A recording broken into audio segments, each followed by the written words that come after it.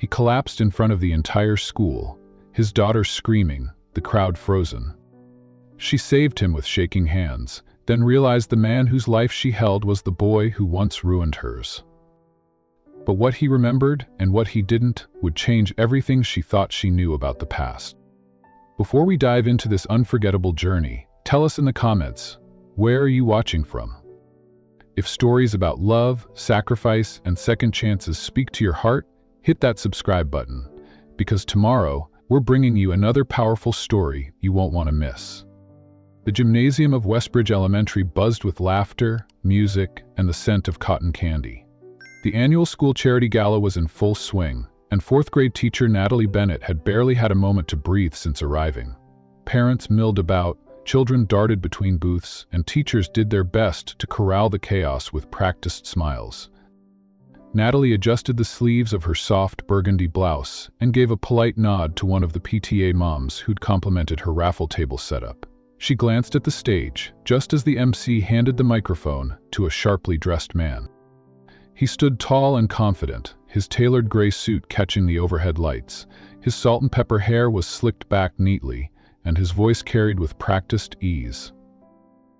"Good evening, everyone," he began. "I'm honored to speak to you tonight, not just as a sponsor of this event, but as a father to one of your students." Natalie's brow furrowed as a flicker of familiarity stirred something deep in her chest. She squinted toward the stage, trying to place his face. Something about the way he stood, the tilt of his chin, it stirred a long-buried discomfort she couldn't name. "I know firsthand how education can change lives," the man continued, smiling toward the crowd. "My daughter, Lucy, has thrived here thanks to all of you. This community matters." The crowd clapped politely. Natalie joined in, still staring. Then, in the middle of his next sentence, the man stopped speaking. He blinked rapidly, his hand trembled, and suddenly, without warning, his knees buckled. He collapsed on stage with a heavy thud. Gasps erupted from the audience. "Call 911, call 911, someone shouted. Natalie didn't hesitate, she was already running. By the time she reached the stage, the man's face had gone pale, and his chest barely moved. Dropping to her knees beside him, she placed 2 fingers against his neck. No pulse. With steady hands honed by CPR training every year, she tilted his head back and began compressions. The crowd blurred into white noise around her. She counted silently, rhythm steady, focus narrowed to the man's chest rising and falling beneath her palms. 2, 3. Her breaths were calm, precise. The minutes dragged like hours until the paramedics burst in. Natalie stepped back as they took over, her hands trembling now, adrenaline draining from her limbs. A medic glanced at her. "You started compressions?" She nodded. "Good, you saved him." Natalie stood to the side, watching as they loaded the man onto the stretcher. A small girl, Lucy, printed to the edge of the stage, crying. "Chatty." Natalie's heart clenched. Another teacher rushed to comfort the child as the paramedics wheeled the stretcher away. It wasn't until the ambulance doors closed and the sirens faded into the distance that Natalie finally sat down. Her heart still pounded, her blouse damp with sweat. The man's face wouldn't leave her mind. Those eyes, that jawline, there was something about it. Later that night, back in her modest apartment lit by soft yellow lamps, Natalie sat cross-legged on her couch. A cup of untouched tea sat beside her, forgotten. She reached for the shelf under her coffee table and pulled out a battered high school yearbook. She hadn't opened it in years. Thumbing through the pages, she stopped at the senior section. Her eyes scanned rows of youthful smiles, memories flooding in like sharp gusts of wind. Some faces she smiled at, others she passed over quickly. Then she found it. Grant Whitmore. Her breath caught in her throat.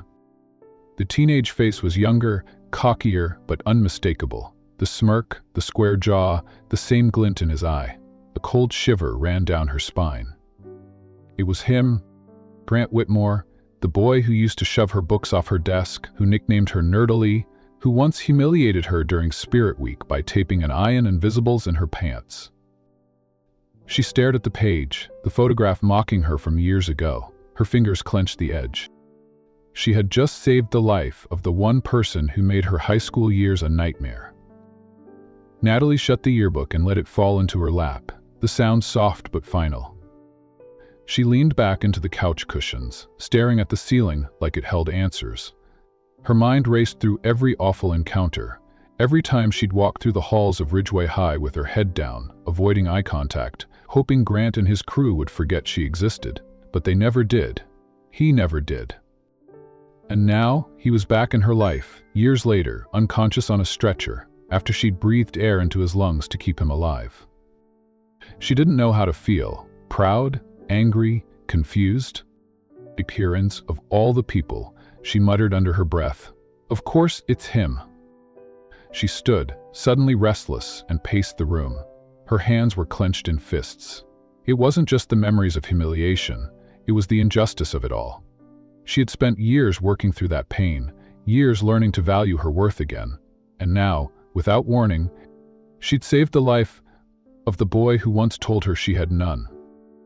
But he wasn't a boy anymore. He was a father, a widower, a man who, judging by the way Lucy smiled in class, clearly loved his daughter. Natalie exhaled slowly and walked over to her desk. She opened her laptop and typed in his name. Grant Whitmore. A dozen articles popped up. Tech entrepreneur, founder of a successful nonprofit for grief support, frequent donor to school programs. She clicked on a photo of him standing with Lucy at a community library opening. His smile looked softer, more grounded. There was sorrow in his eyes. The loss of his wife had etched itself into the corners of his. She didn't know what to make of that. The next morning at school, whispers filled the staff lounge. "Did you see it happen? I heard Miss Bennett was the one who saved him. He's stable, thank God." What a shock. He always looked so healthy. Natalie said nothing. She stirred her tea in silence, avoiding eye contact. Principal Dorsey stopped by her classroom around lunch. "Miss Bennett," she said, "I just got off the phone with Mr. Whitmore's assistant. He wanted me to thank you on his behalf.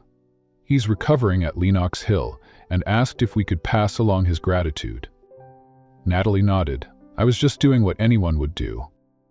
"Well, not everyone knows how to perform CPR under pressure," the principal replied with a smile. "He's asked to meet with you when he's feeling better." Natalie's stomach sank. What?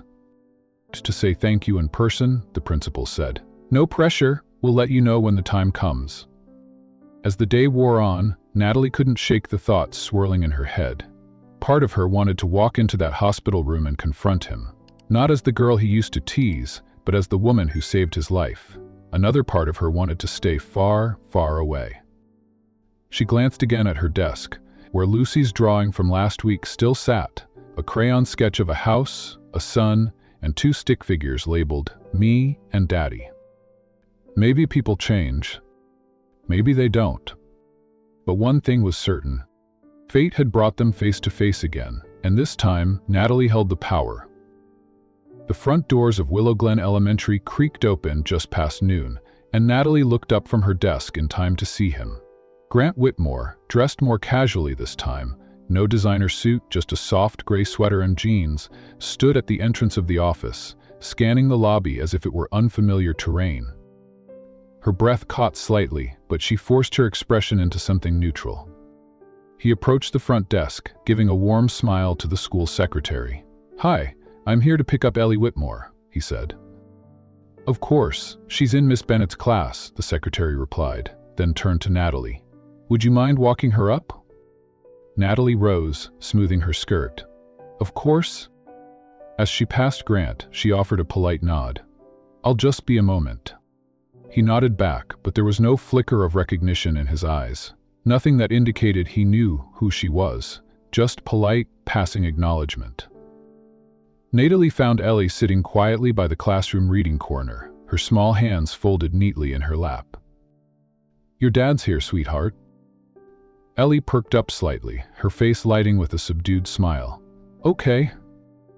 They walked in silence down the corridor. When they reached the lobby, Ellie ran into her father's arms. Grant lifted her easily and kissed her forehead. "Hey, kiddo." Good day. Ellie nodded shyly, burying her face into his shoulder. Natalie turned to leave without a word. Miss Bennett, he called gently. She paused. He walked over, Ellie still on his hip. I just wanted to say thank you. I was told it was you who helped me. Natalie gave a faint smile. I'm just glad you're all right. His eyes lingered on her face. I feel like I should know you, he said slowly. Have we met before? She hesitated. A long time ago. High school, actually. He blinked, then chuckled. Really? Wow. Small world. Natalie simply nodded, offering a brief smile, and turned to go. Later that day, she met her colleague and best friend Maya in the teacher's lounge. Maya was a bundle of warmth and honesty, always able to read Natalie's moods before a word was spoken. Okay, Maya said, sipping coffee. You've been quieter than usual today. Spill. Natalie leaned on the counter, arms crossed. Grant Whitmore. Maya raised an eyebrow. The guy who collapsed? Natalie nodded. He was my high school bully. Maya's jaw dropped. No way. You're serious.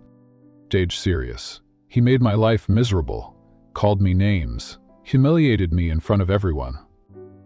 Now you saved his life? Natalie nodded again. And now, he doesn't even remember me. Maya blew out a breath. That's heavy. Tell me about it. Just then, a knock came at the lounge door. It was Ellie, peeking shyly inside. Ms. Bennett? Natalie smiled warmly. Hi, Ellie. What's up? The house said to give you this. She held out a small note folded into a square. Natalie took it, her brow furrowing. Inside was a simple message. Thank you for saving me and for being kind to Ellie. Grant. Natalie reread the note more than once before folding it carefully and tucking it into her bag. There was no apology in those words, just gratitude. It didn't erase the past, but it made something in her soften. Over the next few weeks, Grant kept showing up at school, sometimes early to drop Ellie, sometimes late to pick her up. Each time he greeted Natalie with the same quiet smile, as if trying to build a new reputation from scratch. Natalie noticed small things, how he crouched down to talk to Ellie at eye level, how he waited patiently when she hesitated to speak. Ellie struggled with social anxiety, that much was clear. But Grant never rushed her, never pressured, simply listened. One afternoon, Natalie found herself supervising the after-school garden club. Ellie stood off to the side, hesitant to join the other children planting flowers. Want to help me with the marigolds? Natalie asked gently. Ellie glanced around, then gave a small nod. As they planted side by side, Natalie said, You know, I get nervous around big groups sometimes too. Ellie looked up at her, surprised. But you're a teacher? Always brave, Natalie replied with a soft smile. Ellie didn't say anything, but the corners of her mouth lifted just a bit. Grant was waiting when the club ended. Natalie handed Ellie her small pot of flowers. "They're great today," Natalie said. Grant looked genuinely touched. "Thank you for encouraging her." Ellie hesitated. "She's a bright kid. She just needs space to grow." That evening, Natalie met Maya for dinner at their favorite small cafe. "She's not what I expected," Natalie admitted. Maya raised an eyebrow. "Grant?" Furious. "I was sure seeing him again would dredge up everything ugly. But he's present, thoughtful, especially with Ellie." Maya sipped her tea. "People change." "I know," Natalie said, "but can someone who once tore you down really become someone you can trust?" "That's the question, isn't it?" Maya said. "But maybe it's not about trusting who they were, it's about deciding who they are now." A few days later, the school hosted its annual books and breakfast morning. Parents joined their children for story time and muffins in the gym. Natalie stood near the stage, helping hand out books. She spotted Grant sitting cross-legged beside Ellie on a colorful rug. She was reading to him, slowly, haltingly, but he was nodding along as if each word were precious. It was such a simple moment. And yet, watching them, something shifted in Natalie's chest. Still cautious, her scars were old but not forgotten. Still, she couldn't ignore what was unfolding right in front of her. A man once known for cruelty, now devoted to raising a daughter with tenderness. Later, as parents filed out, Grant approached her again. "I'm sorry if I've been awkward," he said with a small laugh. "I'm still figuring all this out. School events, being the only parent. It's new." Natalie offered a soft smile. "You're doing better than most."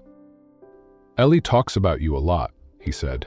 "She says you're the only teacher who makes her feel like she doesn't have to be perfect." Natalie blinked, heart stung by the truth of it. "She's already enough," Natalie said quietly. Their eyes met, and something unspoken passed between them. Regret, maybe, or the beginnings of something more fragile, understanding. They didn't speak again that day. But as Natalie walked to her car, she noticed something in herself she hadn't expected. She wasn't afraid of him anymore. Not of the past, not of the memories, and maybe, just maybe, not of the possibility of something new. The soft ticking of the classroom clock filled the silence as Natalie Bennett adjusted the papers on her desk.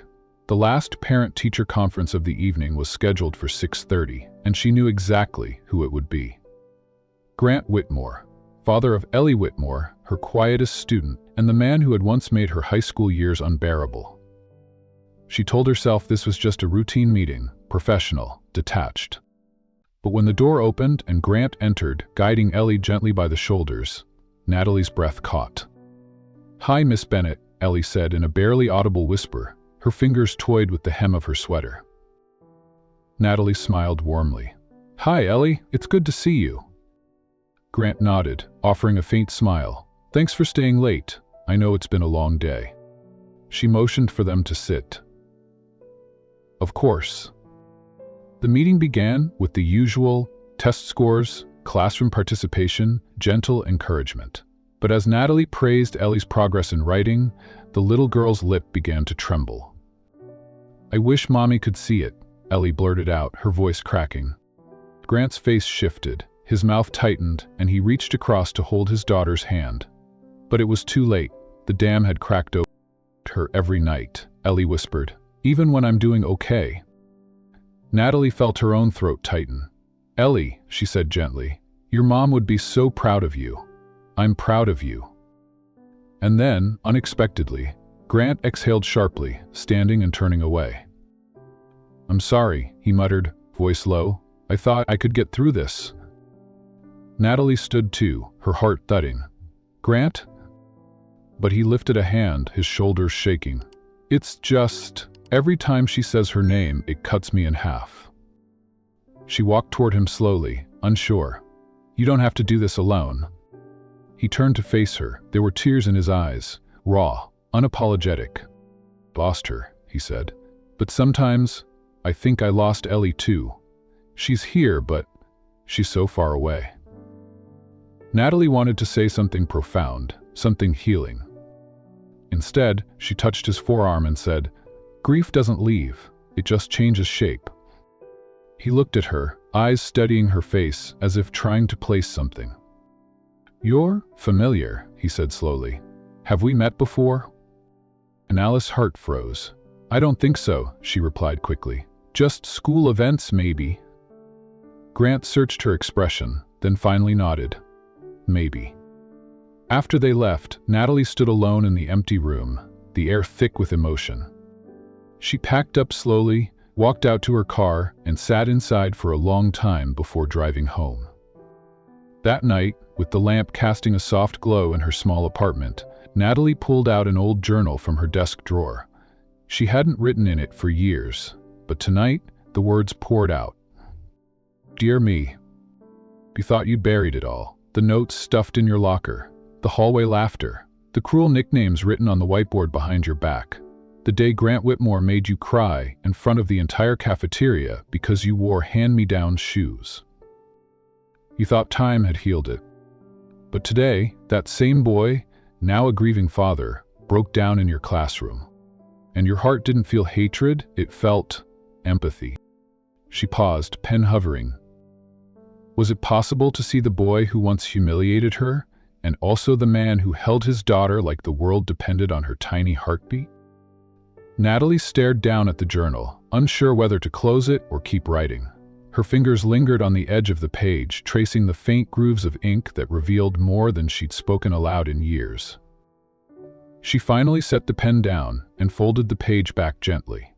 For a long time she sat in silence, just breathing, listening to the low hum of the city outside her window. The next morning at school, the air felt lighter, or maybe it was just her chest. As she arranged supplies on her desk, a folded piece of paper caught her eye. Tucked beneath a math worksheet was a note, written in neat, childish handwriting. "Thank you for helping my dad. I like when he smiles again." It was signed. Natalie pressed the note to her chest for a moment before placing it carefully into the front pocket of her planner. Later that afternoon, as students rushed out for recess, Grant appeared again at the door. His posture was hesitant, but his expression was open, vulnerable, in a way Natalie had never imagined him to be. "I hope it's okay," he said. "I was nearby. Thought I'd ask if you had 5 minutes." She nodded. "Sure." He stepped inside slowly, glancing around the room. "It hasn't changed much since I was in school. Chalk, posters, too much laminated stuff." Natalie chuckled softly. "We like our laminators." A beat passed. "I've been thinking a lot about yesterday," he said. "About what Ellie said, about..." Her fingers tensed around the edge of the desk. "What about me?" "My word, trying to figure out why you seemed familiar," Grant said. "And this morning, it hit me. Yearbook photos." Natalie held her breath. "Work, were you, Natalie Bennett, from Lincoln High?" She nodded slowly, quietly. "I was." He exhaled and sat down, burying his face in his hands for a second before looking up. "God, I don't even know what to say." "You don't have to say anything," Natalie said. "It was a long time ago." He said firmly. "You deserve to hear it. I was awful to you. I remember enough to know that, and if I forgot the rest, that's no excuse." She didn't speak. She just let the moment stretch between them like a bridge trying to be rebuilt. "I was angry back then," he admitted. "My dad left, my mom worked double shifts, and I thought being the loudest guy in the room made me untouchable. I hurt people. I hurt you." Natalie swallowed the lump in her throat. "You made high school miserable. I cried in the bathroom more times than I can count." He winced. "I'm sorry," he said. "I know it's not enough, but I am?" She looked at him, really looked at him. Not the bully she remembered, but the father Ellie loved, the man who had collapsed in front of hundreds, whose heart wasn't just weak, but maybe finally open. "Pain," she said, "but the pain doesn't vanish overnight." "I don't expect forgiveness," he said gently. "I just didn't want to keep pretending I was a stranger to you. Not after everything." Natalie nodded slowly. "Thank you for saying it." As Grant stood to leave, he glanced back once. "I hope I get the chance to prove I'm not that kid anymore." Natalie watched him walk out, unsure what hurt more, the past or the strange growing part of her that hoped he was telling the truth. She looked down at Ellie's note again. Maybe this story wasn't just about old wounds. Maybe it was about who was brave enough to try healing them. The air buzzed with chatter and sunshine as the third-grade class poured out of the museum, still brimming with excitement. Ellie clung to her sketch pad, her small fingers smudged with charcoal from the fossil drawing activity. Natalie walked beside her, offering a warm smile whenever Ellie turned to share something about dinosaurs or Roman coins. Grant trailed slightly behind, hands in his coat pockets, his eyes not on the exhibits or the kids, but on Natalie. He hadn't stopped thinking about her, not since that evening conference, not since Ellie's words had cracked something wide open in him. There was a gentleness about Natalie that both soothed and unsettled him. And something else, something familiar, the way she avoided prolonged eye contact, the way she paused before saying his name. They walked through the quiet park path leading back to the school, the sound of sneakers on pavement and wind-rustling branches filling the spaces between conversation. When the class veered ahead, chaperoned by other parents and teachers, Grant slowed his pace and fell in step beside Natalie. Ellie ran forward to join her friends. "Miss Bennett," he said quietly, eyes on the ground, "can I ask you something?" She stiffened, unsure what was coming. He took a breath. "Have we met before?" Natalie hesitated. "You asked me that once already." "I know," he said, "but I mean before all this, before Ellie, before school conferences and museum tours." Natalie's throat tightened. She could have lied again. She could have deflected like last time.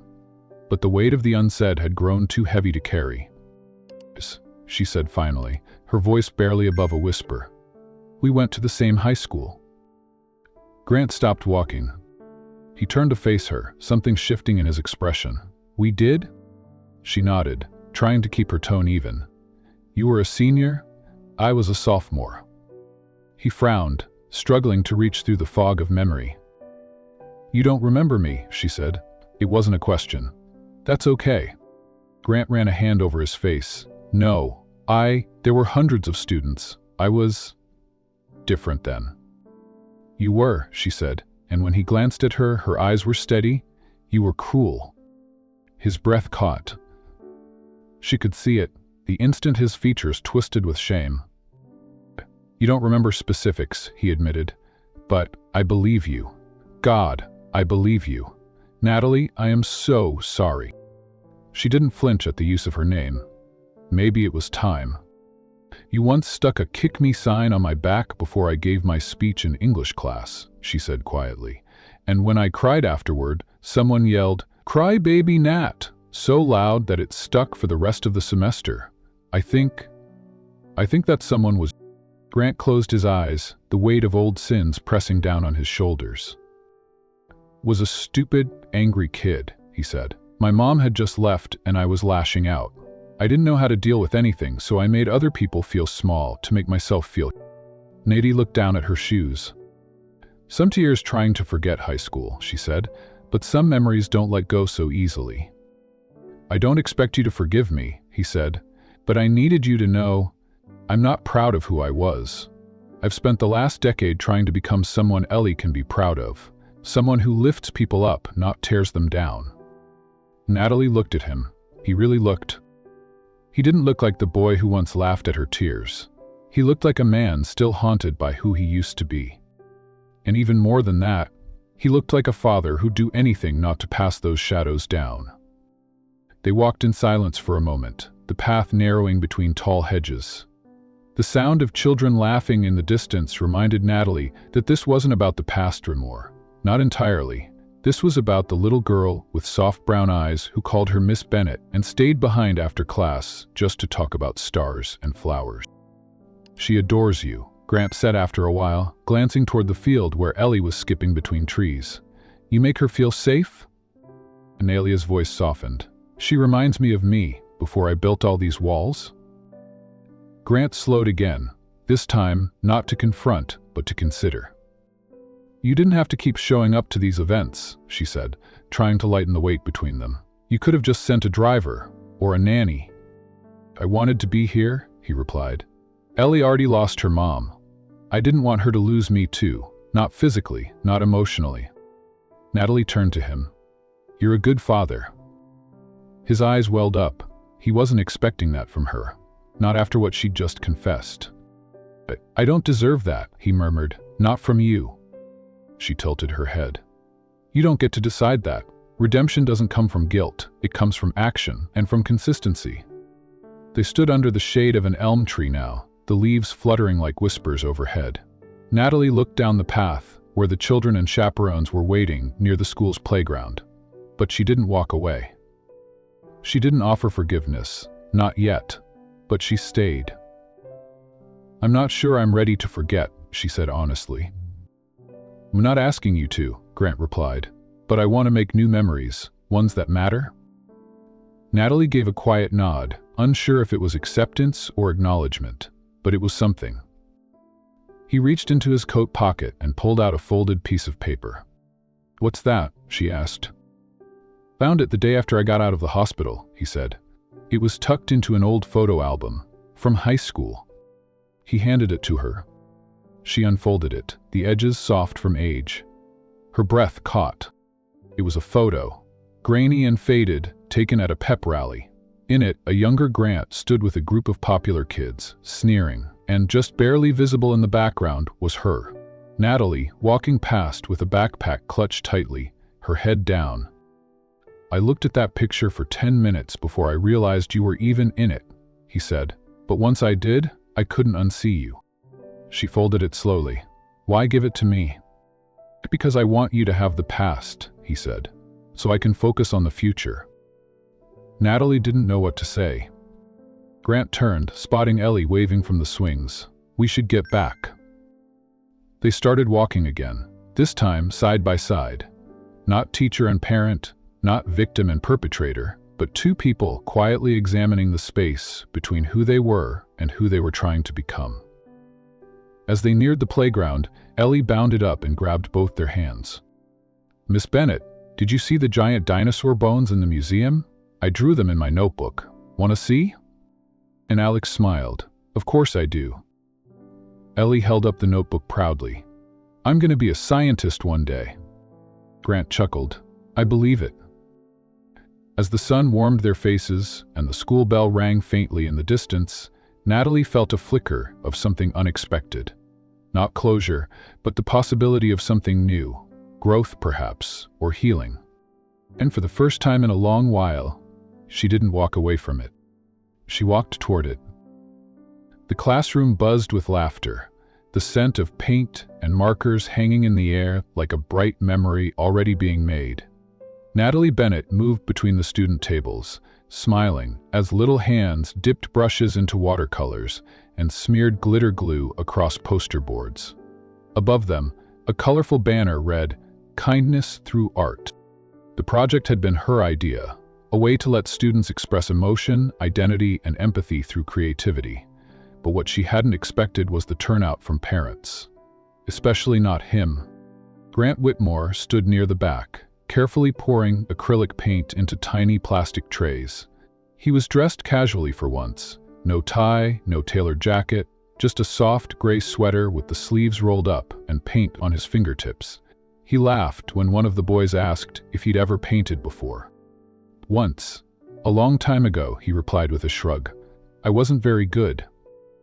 Natalie glanced up, watching him crouch beside Ellie, who sat at a table with a blank canvas in front of her. Grant leaned in gently and whispered something that made his daughter giggle. Natalie's chest tightened. That sound, Ellie's laughter, was rare at school, and it was real. Natalie leaned closer to another student, helping her write hope in bubble letters, but her gaze kept drifting back to Grant. His presence wasn't commanding or showy. It was patient, quiet, almost reverent, and it unsettled her. Later, as the students moved on to their final pieces, Natalie noticed Grant lingering near the art supply shelves. He picked up an extra canvas, along with a small brush and a pack of charcoal pencils. "You're joining the project now?" she asked, amused. He looked sheepish. "Only if I'm allowed." Natalie tilted her head. "It's called kindness through art, not competition through oil paint. You're safe." He smiled and returned to the empty table in the corner, sitting where the sunlight filtered through the window. For the next half hour, he said nothing, just drew. Every so often, his eyes flicked upward toward her, then to Ellie, then back to the canvas. Natalie tried not to notice, but she did. When the day ended, students packed up their projects and the classroom began to clear. Grant helped Ellie gather her things and waited as Natalie finished wiping down the paint trays. "You work magic in here," he said. Natalie glanced at the cleaned tables. "It's mostly patience and paper towels," he said softly. "I meant with the kids. With Ellie." She looked at him, unsure how to respond. There was something different in his expression, no longer just gratitude, but a flicker of admiration. It unsettled her more than she expected. He handed her a brown paper bag. "Who is this?" she asked. "Something I made," he said, rubbing the back of his neck. "I don't know why, but I needed to." Natalie opened the bag slowly and pulled out the canvas. Her breath caught. It was a portrait, her and Ellie seated at one of the classroom tables. She was smiling, mid-laugh, while Ellie leaned into her side, looking up with adoration. But it wasn't just their faces, it was the feeling, her strength, the way her hand rested over Ellie's, the light in her eyes. Grant, she whispered, overwhelmed. I didn't mean to make it that personal, he said quickly, but that's what I saw. That's what Ellie sees every time she talks about you. She looked down again at the drawing. The lines were delicate, yet sure, like someone who had spent time, and Murphy told herself to remember, memorizing expressions he hadn't even realized he'd noticed. Was taking the bag. It's beautiful, she said. He exhaled slowly. I hoped it wouldn't be weird. What he said, but not in a bad way. Something inside her shifted. Not forgiveness, not trust, but the first hint of softening. She looked up, and for the first time in years, her past felt just a little bit farther away. Natalie placed the portrait on her desk and ran her fingers lightly along the canvas edge. You're talented, she said, her voice softer now. I didn't know that about you. Grant gave a quiet chuckle. There's a lot about me I wish I could rewrite. She looked up. I don't want you to rewrite yourself. I don't know how to reconcile the boy who made high school unbearable with the man who paints like this. He nodded slowly. That boy, I barely recognize him either, but I know I left damage behind. You didn't deserve that. There was no immediate answer, just the quiet hum of the fluorescent lights and the low thrum of children laughing in the hallway. Natalie folded her arms across her chest. Do you remember anything you said to me back then? She asked. He hesitated. Bits and pieces, nothing I'm proud of. The nickname, something about my shoes once, and I think... He paused, grimacing. I wrote something cruel on your locker. God. Natalie nodded. You made me cry in front of the entire gym once. On Valentine's Day. Grant winced. I'm sorry, truly. I know, she whispered. Then she motioned to the painting. This doesn't feel like it's from that same person. It's not, he said. And maybe that's what I hoped this would show, that I see you now, not just as Ellie's teacher, but as someone who matters. Not for what she survived, but for who she became. Her throat tightened. For a moment, she didn't respond. Instead, she picked up the canvas again and studied it. In the drawing, Ellie looked at her with such innocent devotion, and in that, Natalie saw her own self reflected back. Stronger, steadier, and suddenly, deeply seen. She cleared her throat and set the portrait aside. Well, the kids are going to want to hang that in the hallway. Grant smiled. I painted it for you. You don't have to share it. Natalie smirked. You sure? Might boost your popularity with the PTA. I'll take my chances, he said. They stood there for a moment, unsure of what came next, but the air between them felt differentless, crowded by history and more open to something undefined. Will you be at the literacy fair next week? She asked. I wouldn't miss it, he said. She nodded, then reached for the stack of construction paper on her desk, anything to anchor her hands. Grant took a step toward the door. Thanks for not throwing the painting back at me, he joked lightly. Thanks for not making a comment about my hair like you used to, she shot back with a grin. He paused in the doorway, his smile turning gentle. Your hair is perfect.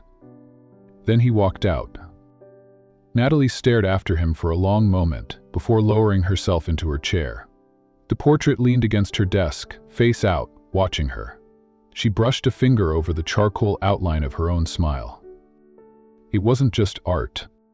It was a reminder that she was no longer that girl in the hallway, and maybe he wasn't that boy anymore either. That night, she hung the painting above her reading nook at home. She lit a candle, curled into the chair with a blanket, and stared at it long after the flame flickered out. And in that stillness, something inside her softened. It wasn't forgiveness, but it was a start. Whispers started like the first crack in ice. It began with a headline: Whitmore Industries under investigation for breach of contract. Within hours, the news had spread through the school parking lot faster than wildfire. The whispers weren't loud, but Natalie could hear them. tight-lipped parents pausing conversations when Grant walked by, guarded glances exchanged in the teacher's lounge. She didn't want to believe it would affect Ellie, but it did. Natalie noticed it first during morning drop-off. Ellie stood alone, her usual small group of classmates now standing awkwardly apart. One parent glanced over and immediately nudged their child away. Natalie's stomach twisted. At lunch, it got worse. While walking past the auditorium, Natalie overheard a conversation between Mrs. Aldridge, the head of the school board, and another parent. "I just don't think it's a good look," Aldridge said. "Not with everything surrounding her father.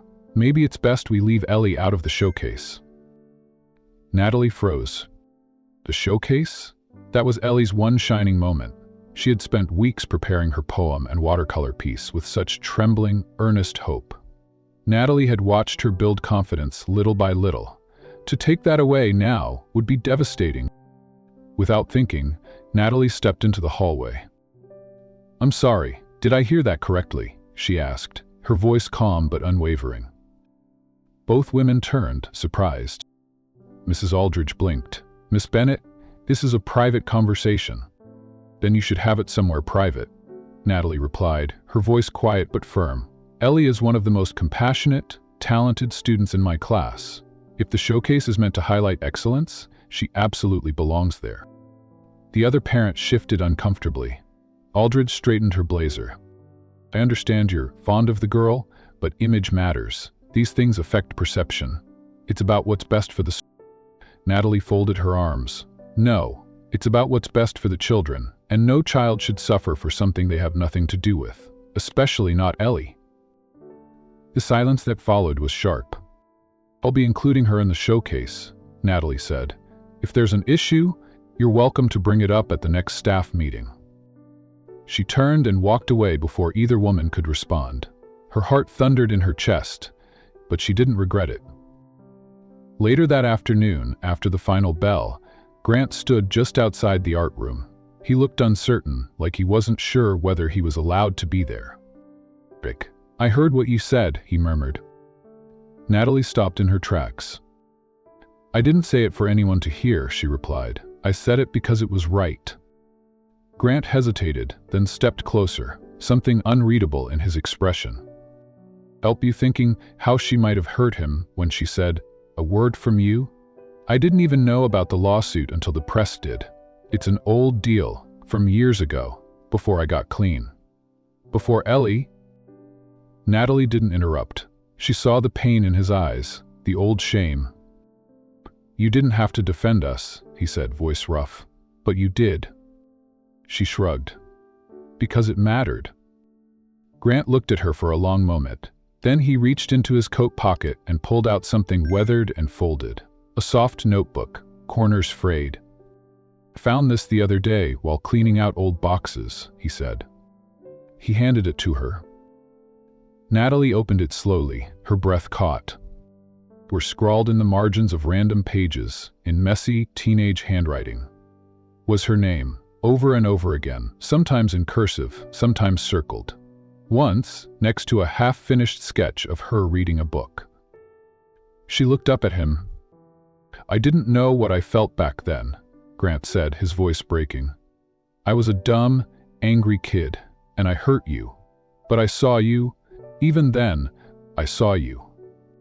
Tears welled in Natalie's eyes.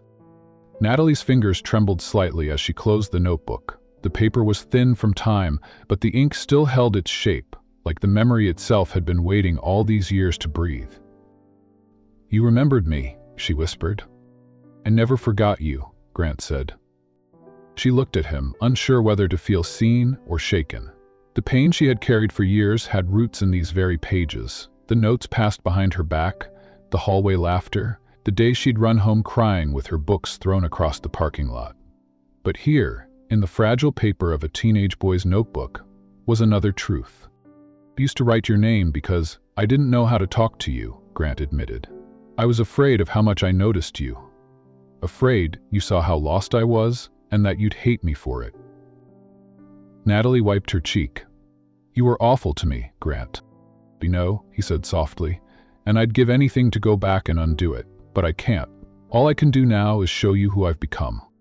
There was no grand apology, no sweeping gesture, just him, and somehow it meant more. Natalie looked at the notebook one last time before handing it back.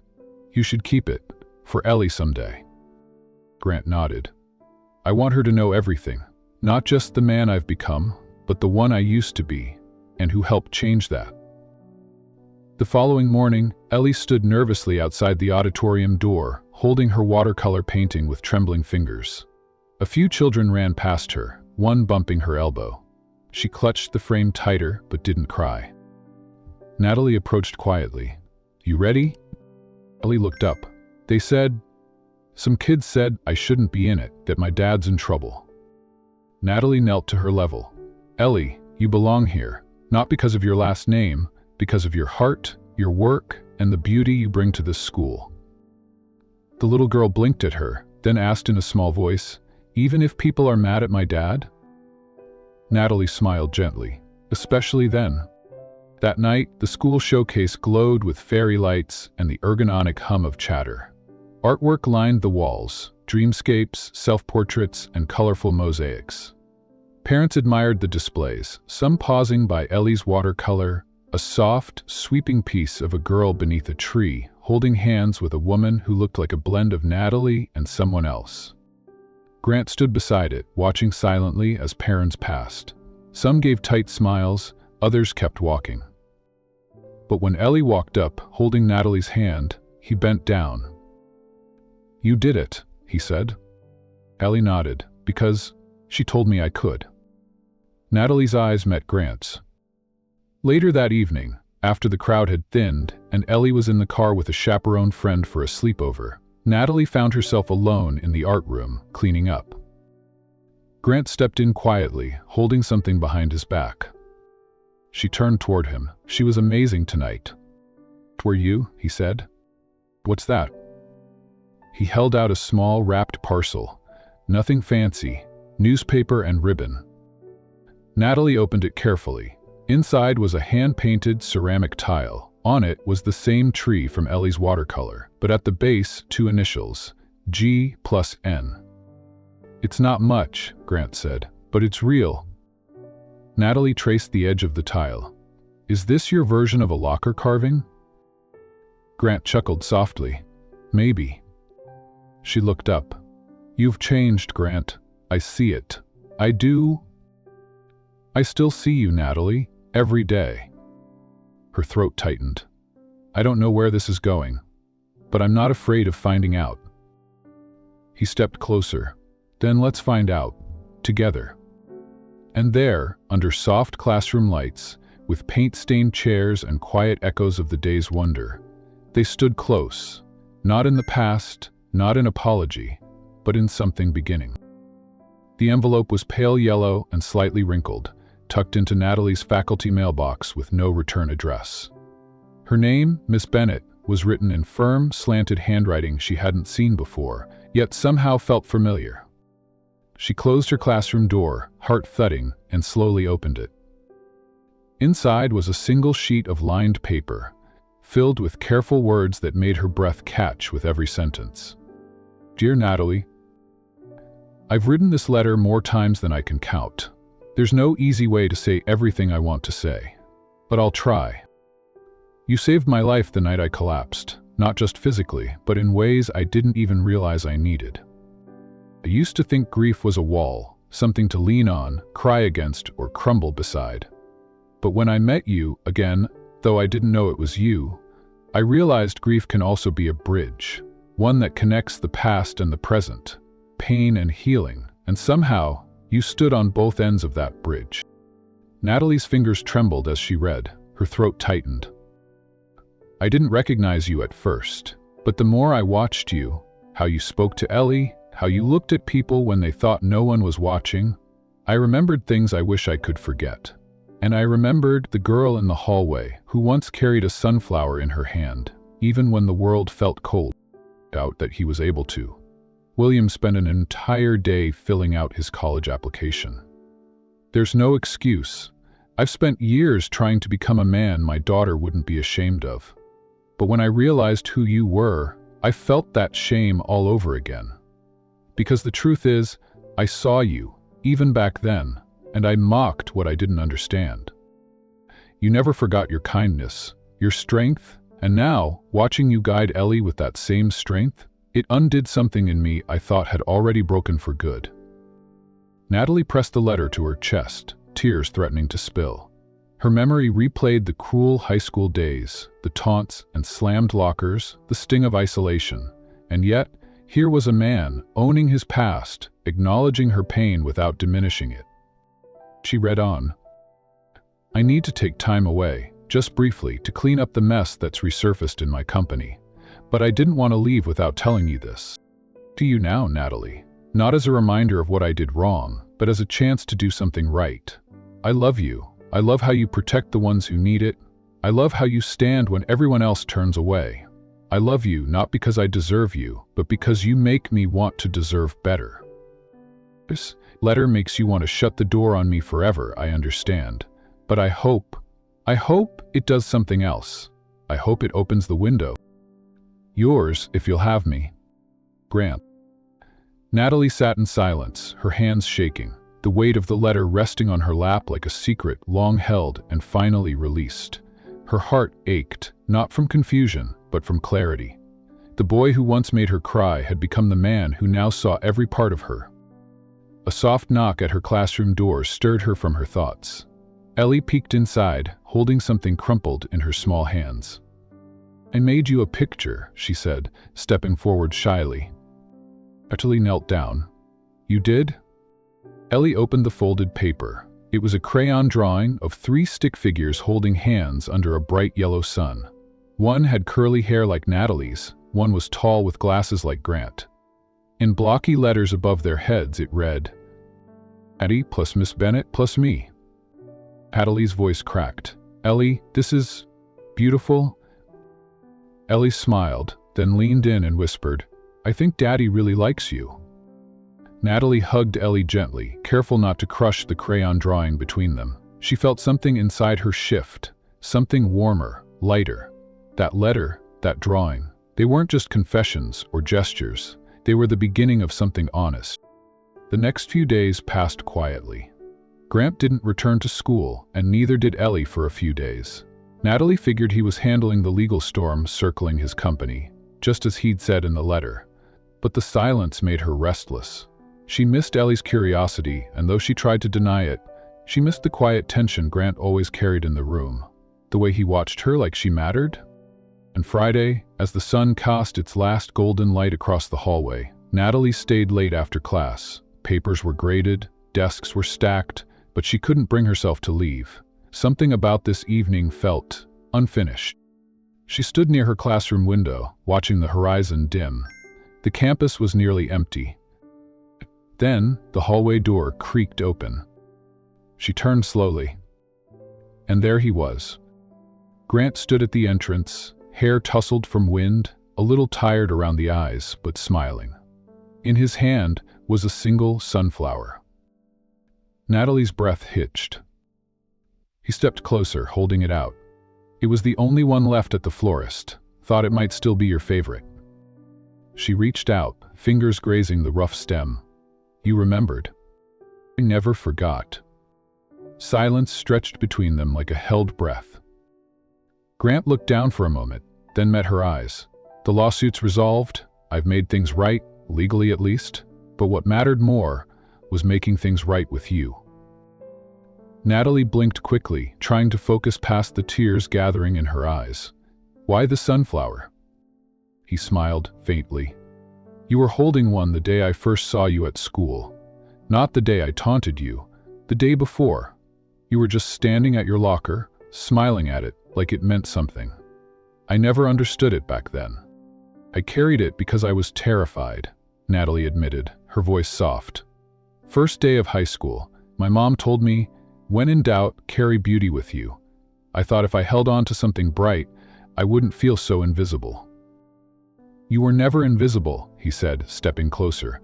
I just wasn't brave enough to see you. She looked at him.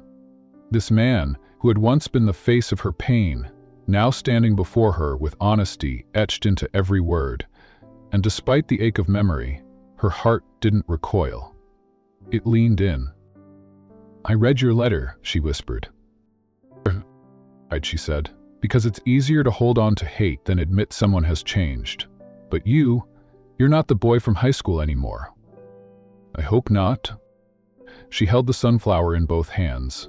"You said I helped you heal, but maybe I needed healing too." He extended a hand, slowly. "Can I take you to dinner? Nothing grand, just time. Just us." She didn't answer right away. Instead, she smiled. "Would like that." As they stepped out into the cool evening air, the last streaks of sunlight dipped below the trees. Grant gently took her hand in his, and for the first time since they were teenagers, since hallways echoed with cruelty, Natalie walked beside him without fear. And in her hand, the sunflower bloomed bright against the dusk. The end-of-year celebration at Brookside Elementary was always a cheerful affair. Streamers lining the gates, children buzzing with excitement, and the gymnasium Natalie Bennett stepped into her classroom, momentarily stunned. Sunflowers, world ones, lined the windowsill, filled mason jars, and even peeked from the top of her desk. The room was bathed in gold and warmth, and a soft note sat atop a sunflower bouquet. "If you carried one on your first day of high school," I remembered. Her fingers trembled slightly as she picked it up. She hadn't told anyone about that sunflower, the one she nervously clutched at 14, hoping it might give her courage. The fact that he remembered, it was more than thoughtful. It was personal. Before she could gather her breath, the classroom door burst open. Ellie ran in, her face alight with excitement. "Miss..." Natalie turned, and behind Ellie stood Grant. In his hand wasn't just a sunflower this time. It was a small, velvet box. The room quieted as a few nearby staff and students peeked in curiously. Grant knelt before her, nervousness flickering beneath his otherwise composed expression. He opened the box to reveal a modest, elegant ring. "I don't come with perfection," he began, voice steady but raw, "but I come with truth, with growth, with a promise.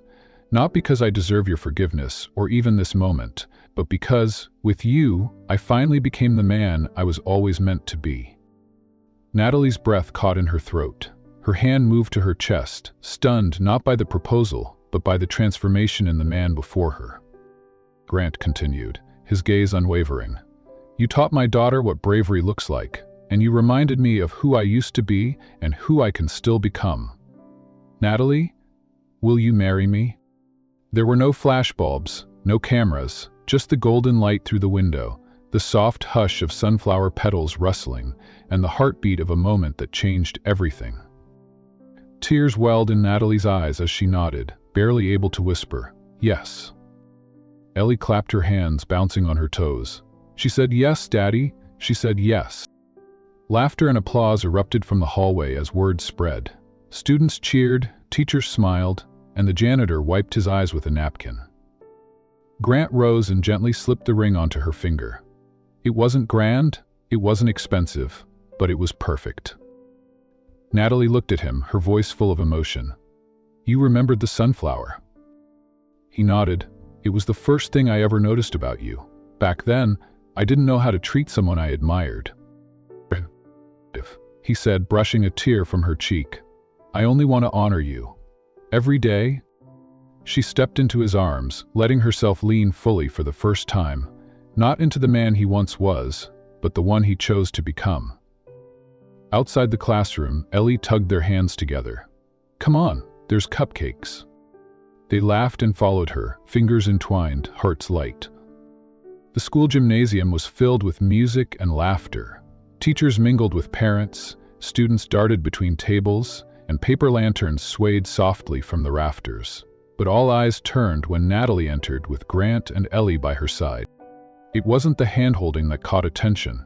It was the peace radiating from them, as if something long broken had quietly mended. Principal Harris approached, eyebrows raised at the golden band glinting on Natalie's finger. "Well," he smiled, "this school year definitely had some surprises." Natalie laughed, a real, unguarded laugh that reached her eyes. "You could say that." Grant nodded politely. "Thank you for everything. This place gave me more than I ever expected." The principal patted his shoulder. "And you've given us more than a few donations," he teased. "But I have a feeling that's not the most important gift you've offered." As the principal walked away, Ellie tugged at Natalie's hand. "Do you think you'll still be my teacher next year?" Natalie knelt beside her. "No, sweet girl, but I'll always be here, at school events, for weekend playdates, and every time you need me." "Like a mom?" Ellie asked, voice soft. Natalie's heart clenched. She glanced at Grant, whose eyes were already full. "Like a mom," Natalie whispered, hugging her tightly. They stood together for the remainder of the celebration, the river satins and 3 hearts slowly stitching themselves into something whole. The grief that had once sat heavy in Grant's chest began to shift, making space for something brighter. Later, as the crowd thinned and chairs were stacked, Grant led Natalie outside. The sky had turned lavender, dusky and soft. Fireflies blinked through the garden, and a gentle breeze carried the scent of lilacs and fresh-cut grass. They sat on the low stone wall near the playground, watching Ellie spin in circles under the fairy lights strung through the trees. "I never thought I'd have this again," Grant said quietly. "Love, family, peace." Natalie turned toward him. "It's not about what you thought, it's about what you chose." He smiled. "Then I chose you. Every moment, every step, even the painful ones, they led me back to you." Her eyes shimmered. "You were always there, even when I was too blind, too broken to see it. You were the one I hurt, the one I ignored, the one I wished I could forget. Until I realized you were the one I wanted to remember most." Natalie rested her head on his shoulder. "It wasn't easy." "No, I'd still carry some of it." He nodded. "And I'll carry it with you, every scar, every shadow. Not because I need to fix them, but because I finally understand what love really is." They sat in silence, arms around each other, watching Ellie dance with a sparkler in hand, her laughter echoing across the field like music. When they returned home that evening, Grant opened the front door and paused. Sitting on the entry table, surrounded by candles, was a framed copy of Ellie's crayon drawing. 3 stick figures, hand in hand. Above them, she'd written, in careful block letters, "Family." Grant reached for Natalie's hand and squeezed it. "Let's build a life that makes her drawing real." "We already have," she replied softly. As the night deepened, the last thing visible through the window was Ellie asleep on the couch, sparkler still in hand. Grant wrapped an arm around Natalie and whispered, "This time, I won't let go." And she, for the first time in years, believed it.